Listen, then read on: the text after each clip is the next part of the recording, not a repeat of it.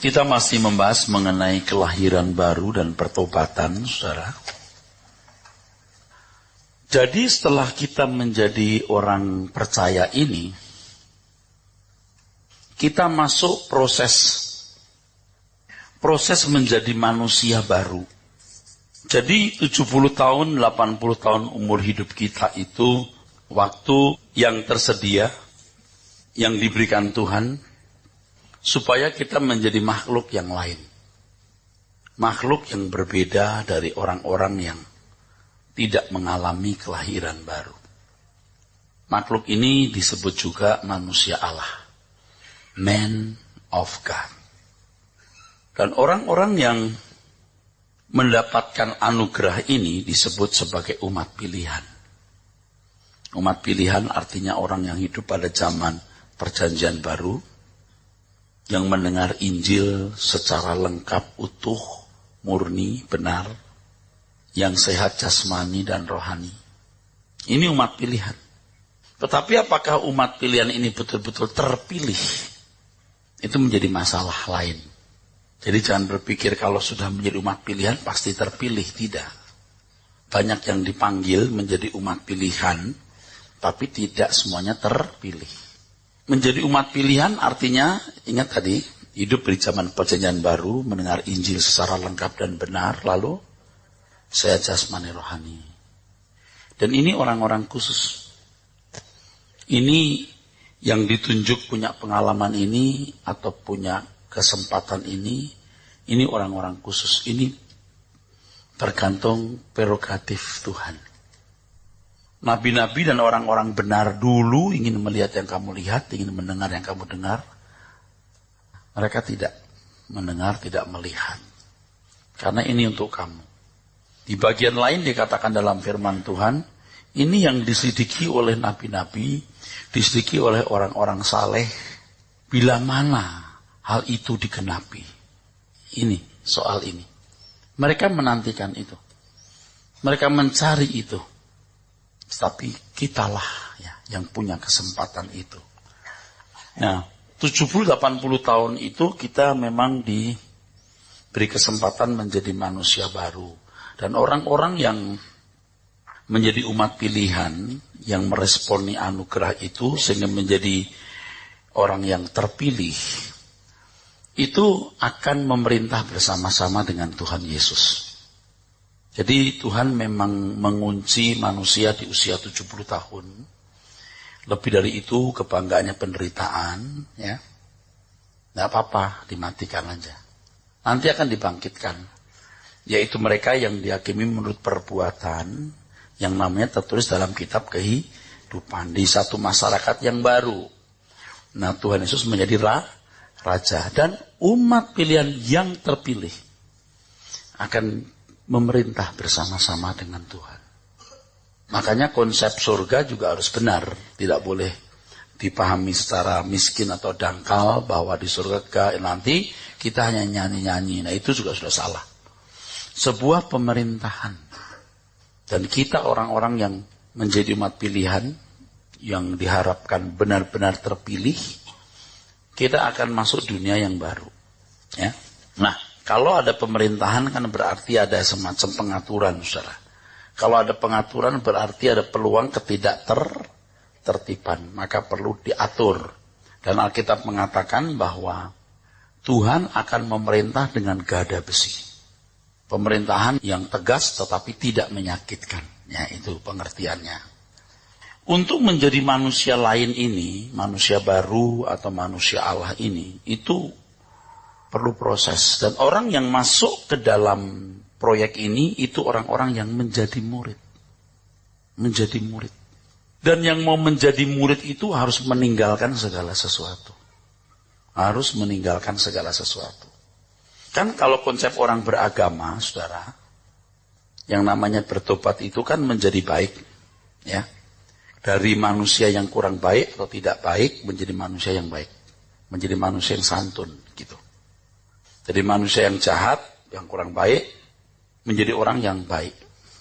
Tetapi pertobatan dalam Kristen itu tidak begitu. Ini masih baru permukaan.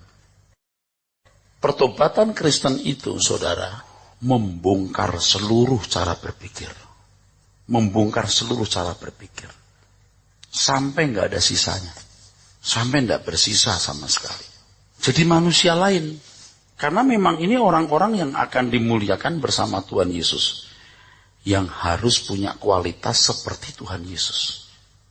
Pada waktu Tuhan Yesus berkata, kamu harus sempurna seperti Bapa. Waktu itu Tuhan Yesus kan tampil sebagai anak tukang kayu. Betul? Dikenal sebagai anak tukang kayu satu. Tuhan nggak bisa berkata, kamu seperti aku. Nggak bisa. Orang nggak akan ngerti, nggak akan percaya. Yang kedua, Tuhan Yesus belum membuktikan kesetiaannya. Sampai mati, bahkan mati di kayu salib. Maka dia mengatakan, kamu harus sempurna seperti Bapa. Tetapi setelah Tuhan Yesus mencapai kesempurnaannya, ini Ibrani pasal 2, Ibrani pasal 5, ia menjadi pokok keselamatan bagi orang yang taat. Nah, Tuhan Yesuslah modelnya. Baru bisa dikatakan kamu harus sempurna seperti Bapa, dan karakter Bapa ditampilkan dalam diri Tuhan Yesus, maka kamu harus menjadi seperti Tuhan Yesus. Seperti Tuhan Yesus. Roma 8, 28, 29, karena Allah turut bekerja dalam segala sesuatu, mendatangkan kebaikan bagi orang yang mengasihi Dia. Yang dipanggil sejak semula itu kan memang dipilih, ditentukan untuk serupa. Nah, kata ditentukan itu jangan diartikan begini loh. Kamu ditentukan, itu ngaco banget. Ditentukan itu artinya kamu ditetapkan untuk bukan jadi baik saja, tapi sempurna seperti Yesus. Jadi nggak ada tawar-menawar. Coba dibaca dulu. Roma 8, 28, 29. Kita tahu sekarang bahwa Allah turut bekerja dalam segala sesuatu. Ya, Allah ngurus orang-orang yang mau diubah ini loh. Ya, ngurus orang-orang yang mau diubah ini loh. Melalui segala pengalaman hidup. Terus?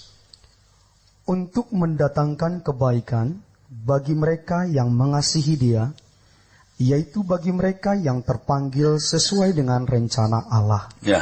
Sesuai dengan rencana Allah. Orang-orang yang dikhususkan ini. Orang-orang yang dikhususkan ini. Terus? Sebab semua orang yang dipilihnya dari semula. Ya, yang dipilihnya ini. Mereka juga ditentukannya dari semula. Nah, ini di sini mulai kacau orang.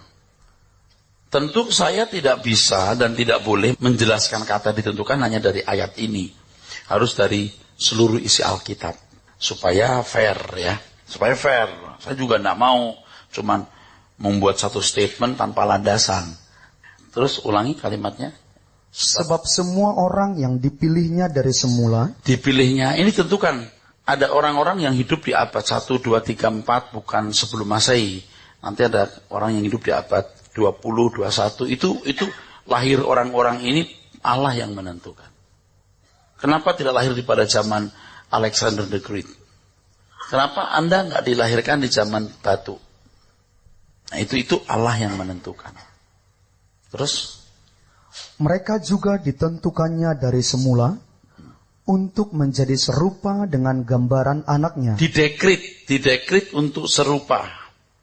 Kamu yang dipilih ini, kamu didekrit untuk sempurna. Jangan diartikan ditentukan satu persatu siapa yang akan sempurna. Itu bukan karakter Allah. Itu salah sekali. Maka mesti melihat Alkitab dengan cerdas.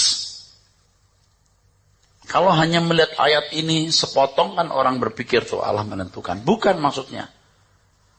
Menentukan dalam arti target yang harus dicapai. Terus? Supaya ia, anaknya itu, menjadi yang sulung di antara banyak saudara. Kan Yesus memang sudah jadi anak Allah dong, bukan ditentukan dong. Betul nggak? Memang itu keberadaannya sebagai anak Allah. Nah yang ini loh, ditarget untuk sempurna, supaya Tuhan Yesus menjadi yang sulung. Artinya, kamu yang dipilih ini, kamu itu ditarget, ditentukan, untuk memiliki kualitas seperti Dia. Supaya anaknya ini menjadi yang sulung. Supaya anaknya menjadi yang sulung. Jadi dia tidak sendiri. Allah tidak mencetak manusia sempurna, satu orang yang bernama Yesus Kristus. Yesus dari Nazaret. Tapi juga banyak orang yang mengikut jejaknya. Nah, hidup selama 70-80 tahun itu, Anda dan saya itu diproses masuk itu. Itu memang, waduh, berat sekali. Karena saudara harus dikubur. Anda tidak boleh sama dengan dunia sekitar.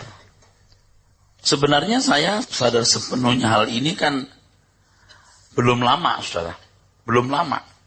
Saya memahami ini secara tepat, akurat, militan itu sebenarnya baru tahun-tahun belakangan ini.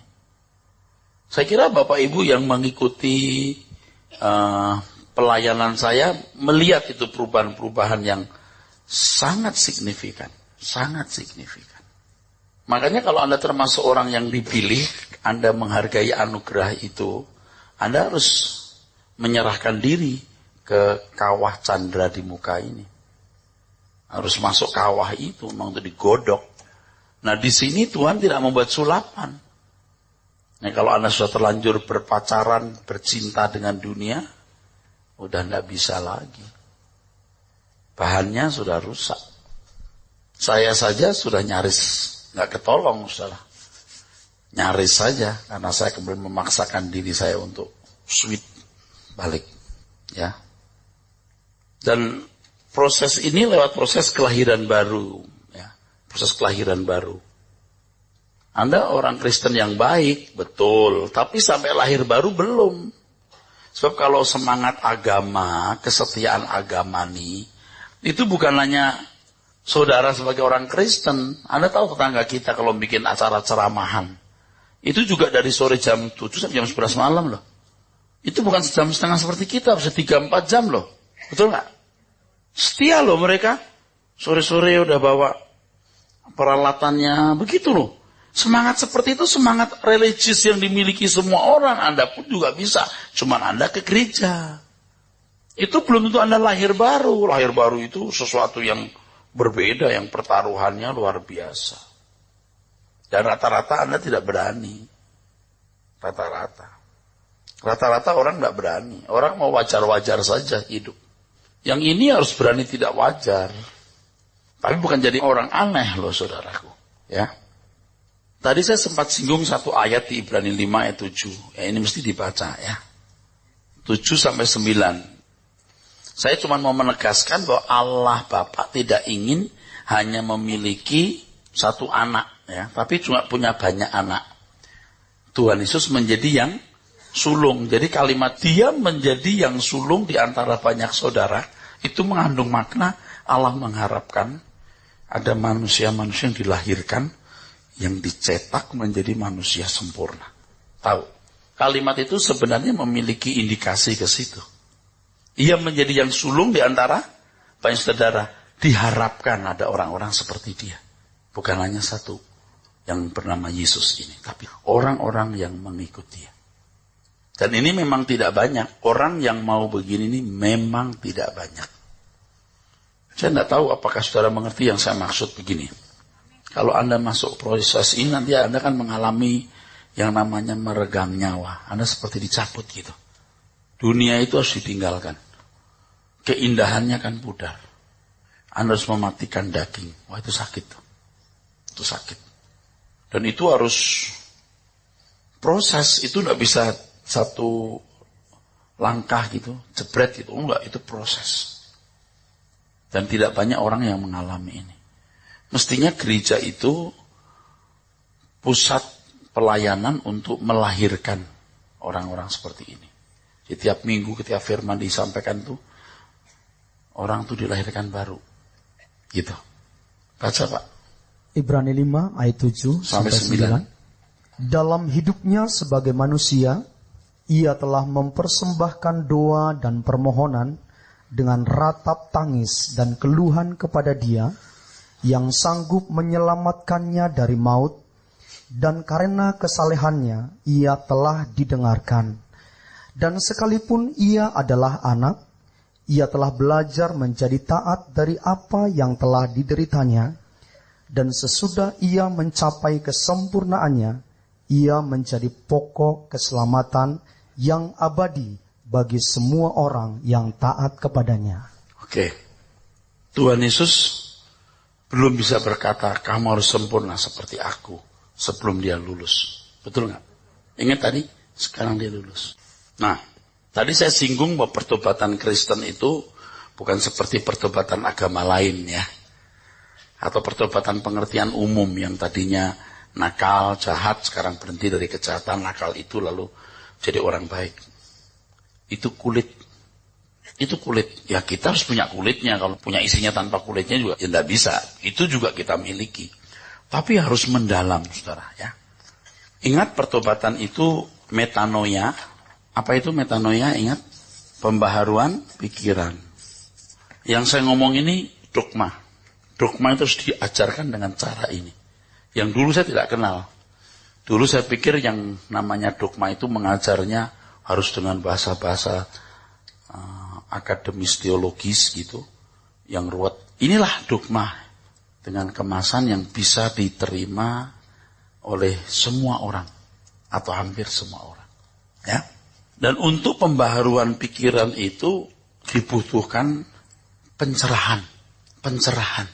Kalau ilmu agama yang dikenal banyak orang, yang biasanya hanya membahas mengenai begini, yang halal, yang haram. Kalau istri tidak bisa memenuhi kewajibannya, lalu bagaimana? Jawabnya begini, gitu ya. Kan begitu. Kalau suami pergi tidak pulang, lalu ini istri boleh kawin lagi enggak? Gitu. Ini ilmu agama. Dan kalau di TV kan ada dialog-dialog begitu. Yang ilmu agamanya tinggi katanya gitu. Kekristenan tidak mengenal ilmu agama itu. Kekristenan mengenal metanoia, pembaharuan pikiran. Jadi Injil itu memuat kebenaran yang luar biasa. Yang luar biasa. Kalau kita membaca perjanjian lama, kita melihat kecerdasan Allah. Anda jangan hanya berdiri di pihak orang Israel. Sebab kalau Anda hanya berdiri di pihak orang Israel, Anda sekelas dengan orang Israel. Tapi Anda belajar bagaimana cara Allah memperlakukan bangsa Israel. Kecerdasan Allah memperlakukan bangsa Israel. Kecerdasan itulah yang kita pelajari. Dulu kan yang kita pelajari bagaimana Israel diberi hukum, berkat dan kutuk, begitu kan? Bagaimana taat kepada Allah Bapa, taat akan mendapat berkat, kalau nggak taat laknat. Lalu kita bagaimana supaya nggak dilaknati, jadi taat gitu. Anda berdiri di perspektif manusia atau bangsa Israel. Tapi kalau saudara anak-anak Allah yang harus sempurna seperti Bapa, itu harus punya kecerdasan seperti Bapa. Jadi yang kita pelajari itu tindakan-tindakan Allah dari kitab Kejadian, ya, terhadap Kain, terhadap Nuh, terhadap Sodom. Itu kecerdasan Allah itu loh yang kita pelajari. Karena suatu hari nanti kita akan mendampingi Tuhan Yesus memerintah di kerajaannya. Kita harus cerdas. Seperti Bapak di surga. Saya belum pernah mendengar dan belum pernah membaca. Saya juga tidak tahu kenapa saya tahu. Bukan saya mau dibanggakan, ya enggak. Ini luar biasa. Kalau you membaca Alkitab Perjanjian Lama, you harus melihat bagaimana tindakan Allah yang begitu cerdas, sempurna kepada manusia.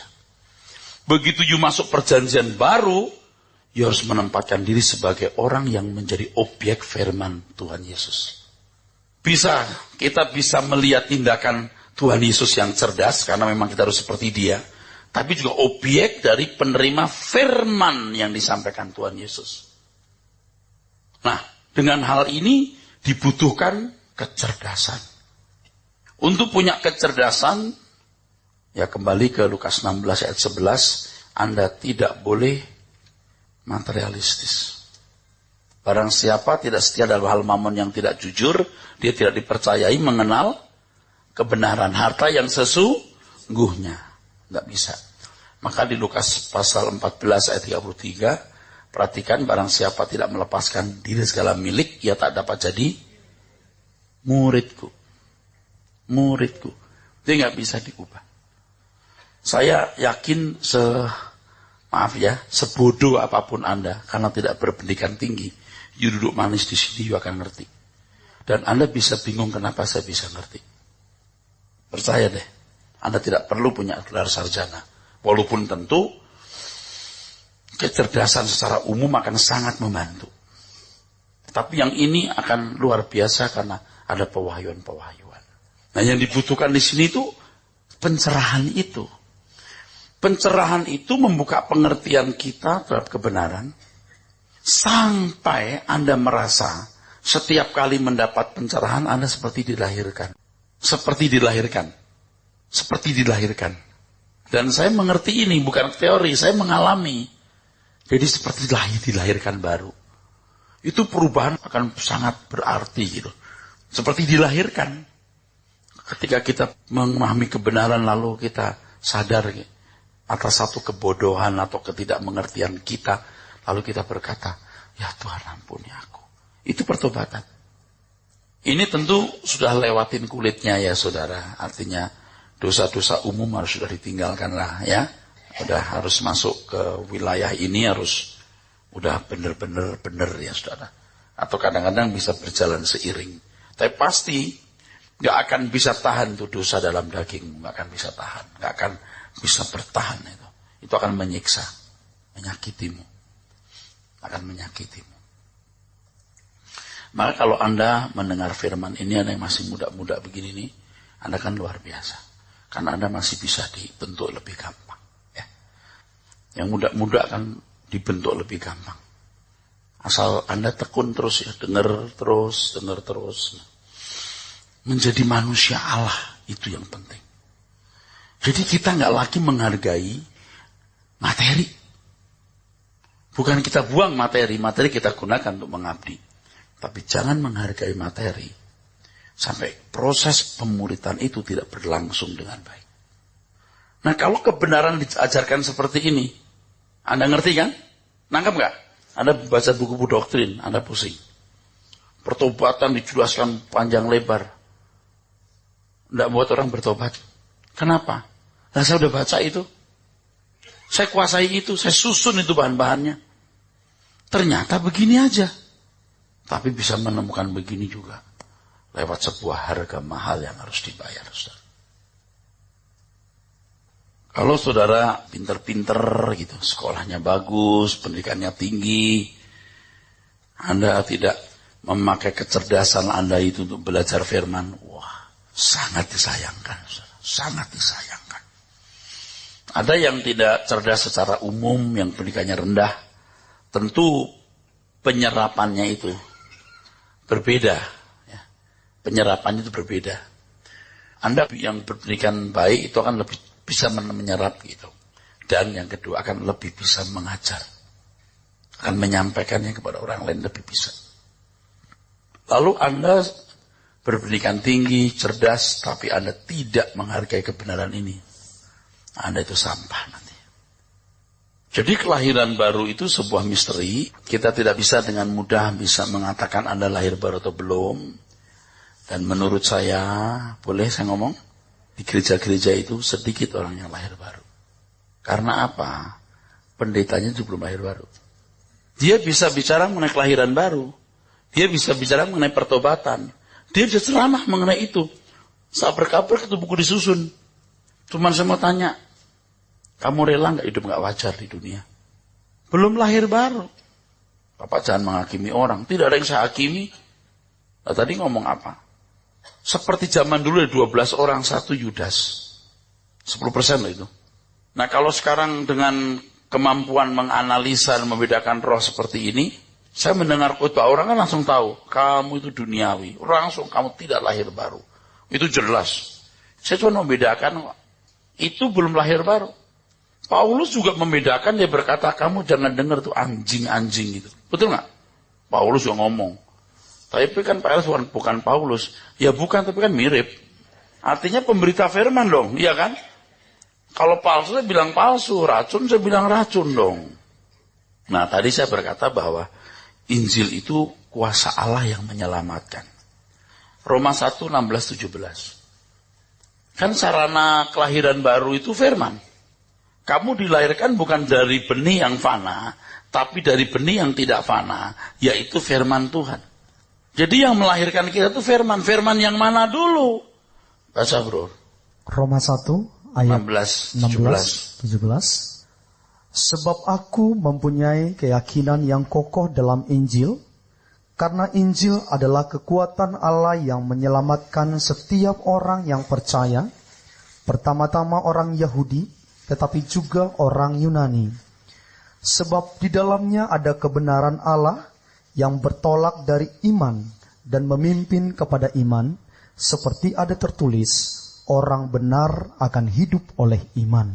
Kan kalau kita mau persoalkan ya, Injil itu kuasa Allah yang menyelamatkan.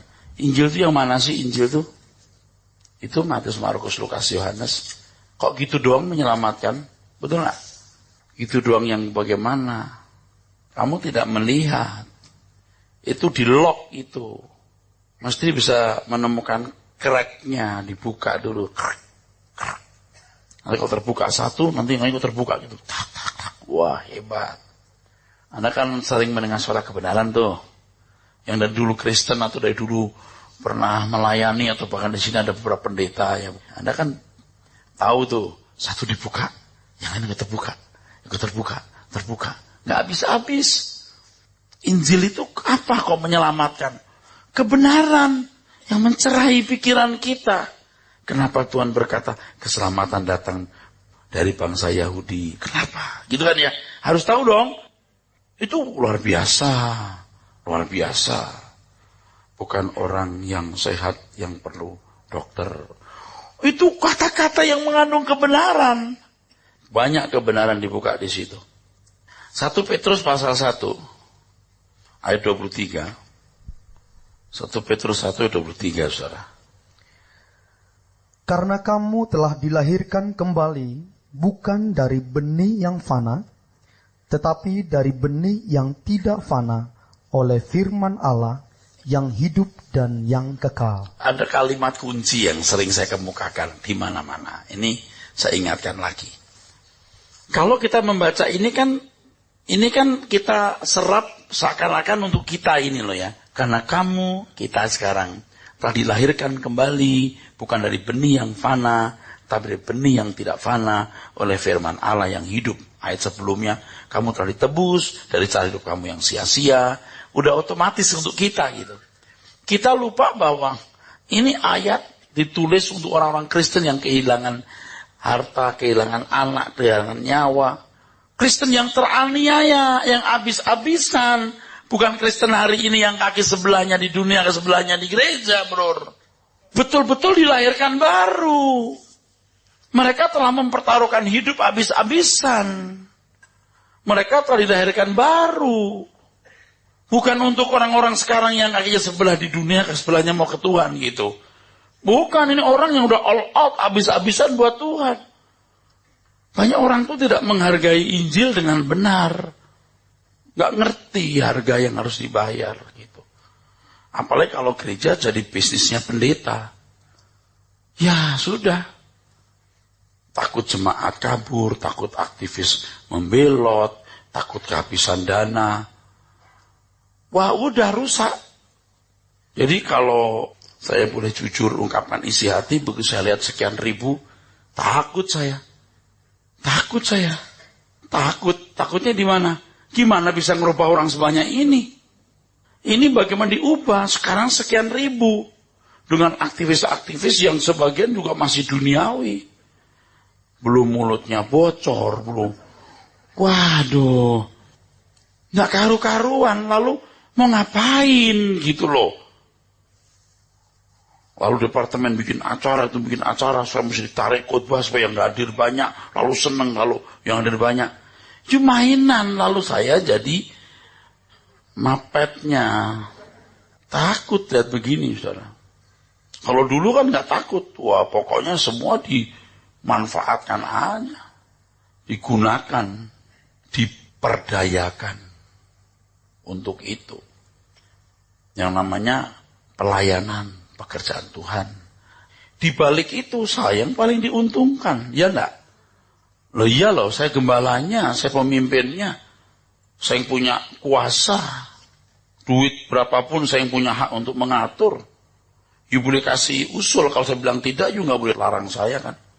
Ini kan gereja bukan milik majelis. Ini gereja yang otonomi. Gembala itu adalah pemimpin. Gembala itu hukumnya. Dia boleh berkata, I am the law. Tapi setelah kita mengenal kebenaran, wah jadi takut saudara. Jadi takut kita. Bagaimana bisa mewujudkan pelayanan ini dengan menghasilkan hasil yang baik. Orang-orang itu dibaharui. Makanya harus sebanyak mungkin orang diubah. Yang bicara itu harus orang-orang yang bisa memberikan Injil yang dicerahi itu sehingga bisa melahirkan. Betul nggak? Kalau enggak, Anda yang sudah lahir baru atau sedang masuk ke wilayah lahir baru, dengar khotbah yang begitu, Anda muak. Wah, ini udah bukan begitu. Ya saya juga takut saudara kalau Anda terus saya bawa ke wilayah kebenaran sedalam ini lalu nanti ada orang lain khotbah yang tidak seirama gitu. Anda jadi kecewa gitu, tawar hati gitu.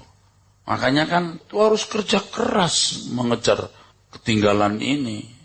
Ya mungkin tidak bisa selevel saya, tapi harus paling tidak saudara, dia harus bisa mengimbangi. Sehingga ketika orang duduk itu menunggu apa yang mau disampaikan. Makanya kalau orang tidak ikuti dengan tekun, nggak nangkep di mana tambahannya ini. Karena you tidak betul-betul mau lihat detail apa yang mau disampaikan. Nah soal pertobatan metanoia, ya bukan 1-2 kali saya sampaikan loh saudara. Kok masih bisa didengar, masih bisa dinikmati? Karena ada angle-angle yang berbeda, ada cara pandang, ada perspektif, ada sudut pandang yang beda. Yang melengkapi. Dan itu memaksa Anda untuk lahir baru. Kan kalau dulu saya ngomong begini, sebagian besar saudara belum lahir baru. Anda kan, mosok. Begitu dengar begini, Anda bilang, bener ya, gitu kan. Setelah ngomong sekian lama baru, bener ya. Emang belum lahir baru. Bahkan pendeta sudah tua, atau istri pendeta sudah tua, atau keluarga pendeta, udah pengalaman, belum lahir baru. Dia menjadi bangsawan-bangsawan di dalam gereja itu, yang semua hormat kepada keluarga ini, fasilitasnya disediakan. Waduh, saudara. Ya saya sudah lihat begitulah saudara. Nggak bawa orang ke surga. Lalu jemaat yang tulus-tulus mau mencari Tuhan. Lalu mau mendapat pengakuan sebagai anak Tuhan. Ya, datang ke gereja. Nggak digiring ke sini. Kasihan bener.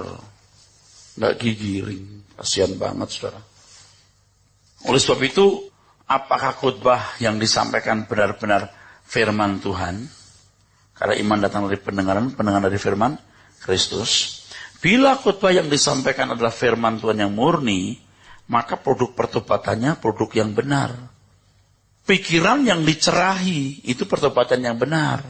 Tapi kalau hanya menunjuk kesalahan dosa-dosa umum, pertobatan yang tidak tepat.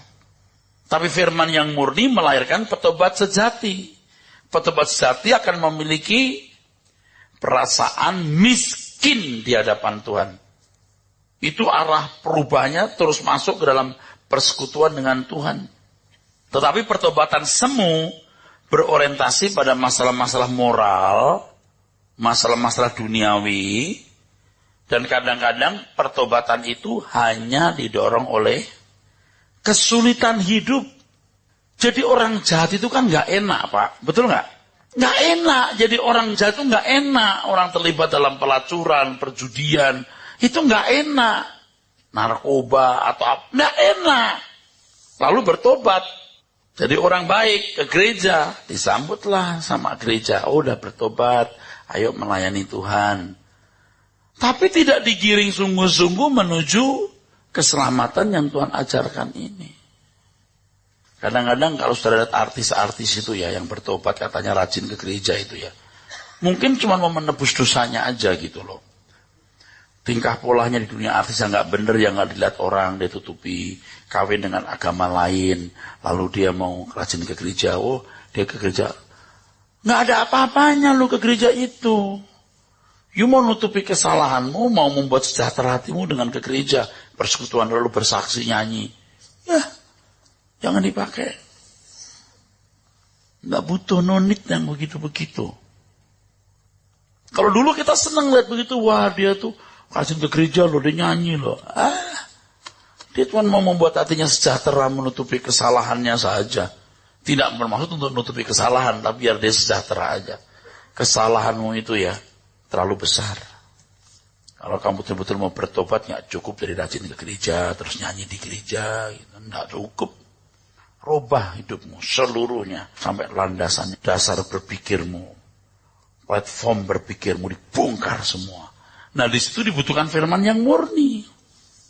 Kan di sekolah teologi doktrinnya nggak diajar begini kan, ruwet banget ya, so bikin paper gitu ruwet. Tapi yang sekolah aja nggak bertobat, betul nggak?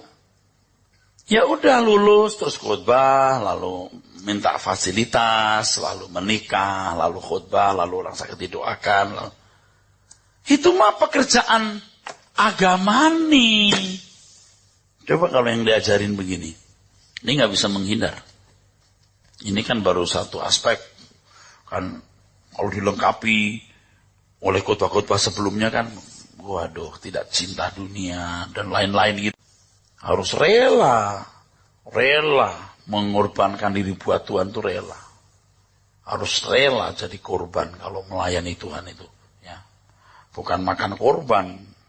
Lalu setelah firman itu didengar, pembaharuan pikiran itu muncul, dia punya komitmen untuk konsisten dan konsekuen mendengar serta mengubah cara berpikirnya. Anda tahu kenapa penyesalan si Yudas tidak finishing well? Beda dengan penyesalan Petrus. Dua-dua ini punya landasan yang berbeda. Pengen tahu nggak? Yudas itu dari dulu memang tukang nyolong. Dia tidak punya landasan yang cukup untuk mengalami pembaharuan hidup. Nggak bisa. Menyesal, dibuang duit 30 keping perak. Dia betul-betul marah loh, sampai duit dibuang di depan imam-imam kepala. Ini nekat ini. Ada hormatnya nih kepada imam-imam kepala. Dia tahu dia salah.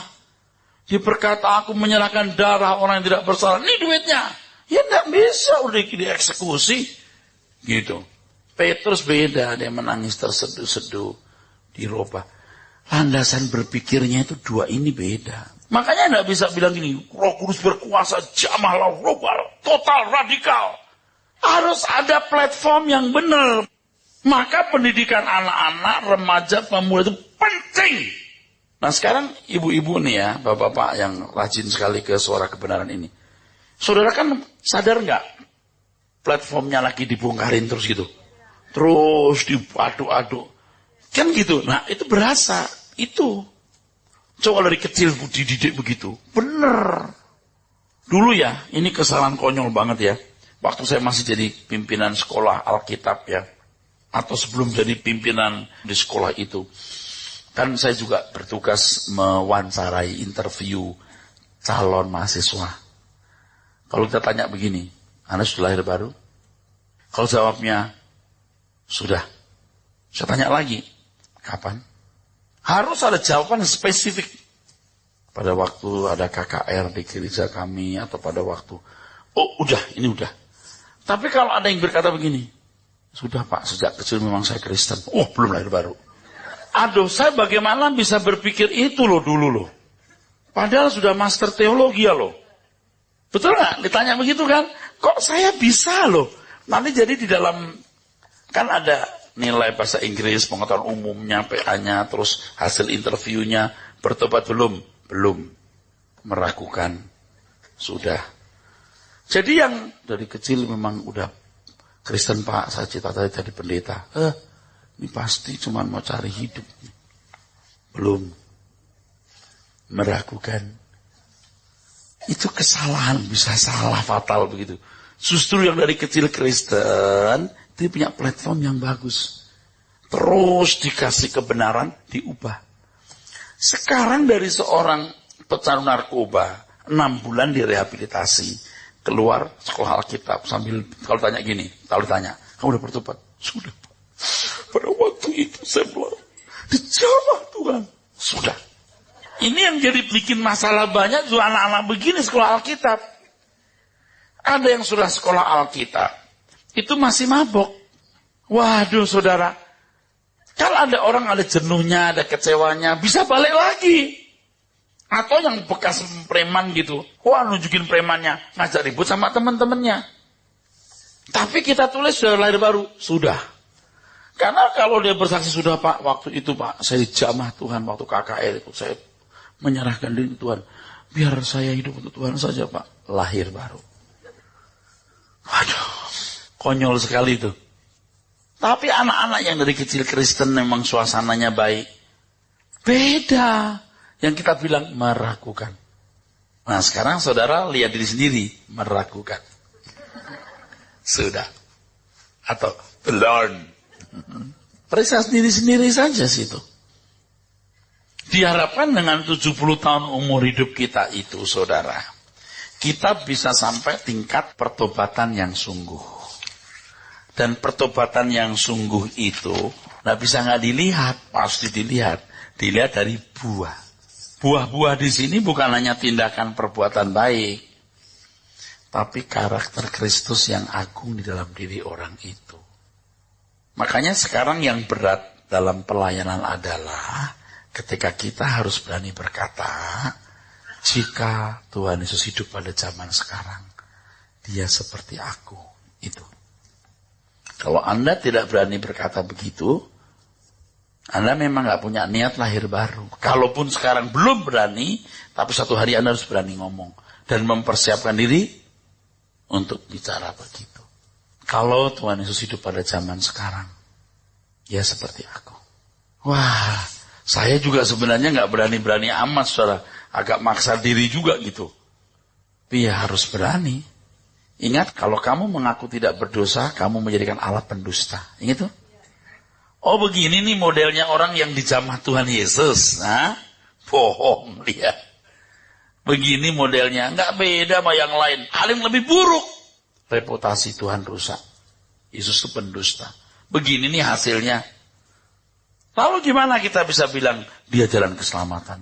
Di luar dia nggak ada keselamatan. Lah produknya aja begini. Itu masalahnya.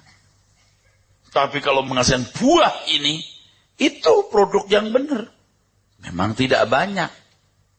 Tapi kalau jumlahnya cukup orang-orang yang punya buah karakter Kristus. Corpus delicti jumlahnya genap. Tuhan akan datang kembali. Amin.